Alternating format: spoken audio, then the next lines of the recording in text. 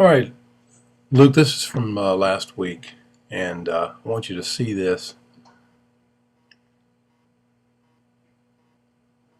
as far as how you're throwing, following through.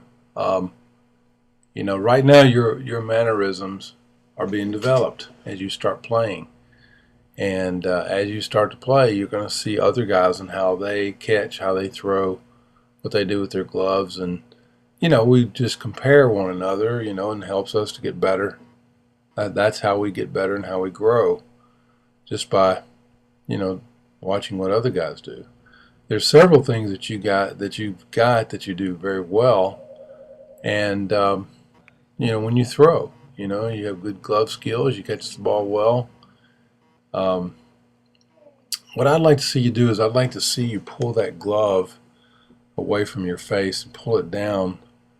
See the guy on the right, he even needs to pull his down. Now, he's older in high school, he's pitching on the mound, and I know it's different. I just couldn't find another clip of a guy throwing exactly the same way. I'll get some, throwing correctly, but you can kind of get the idea, as far as, get your arm out front like that, pull that elbow down, that left elbow down, go ahead and pull it closer to your body, and a little more flexibility in your arm, get it behind you a little bit more and more flex in your arm. And but pretty good so far.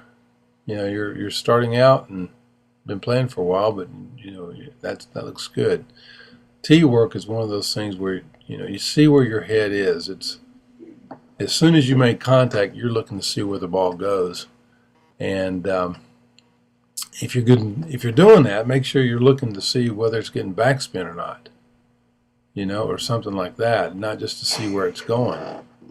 Otherwise, I'd rather on the tee work, rather you see you keep your head down on that tee so that you'll learn to follow the ball instead of just kind of turning your whole body and your head and your eyes as you swing. You can see right here, your head's not down where you made contact with the bat.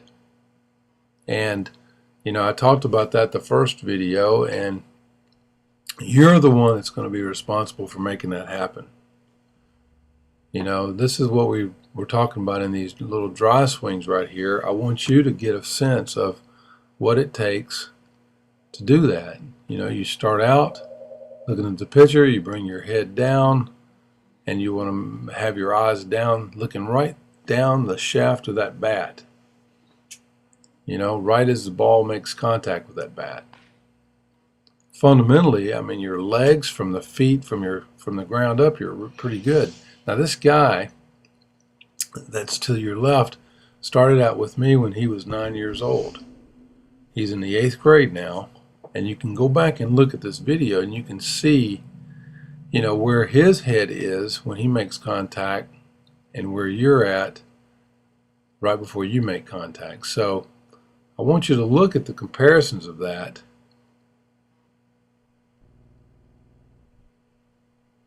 Your head's still facing the pitcher.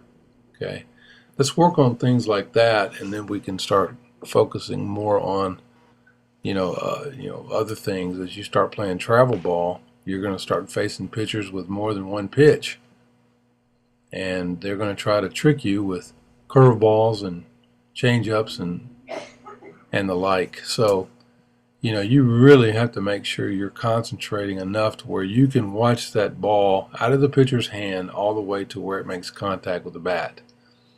And just to be quite honest with you, Luke, the guys that can do that the best in the world are the ones that play and make money doing it.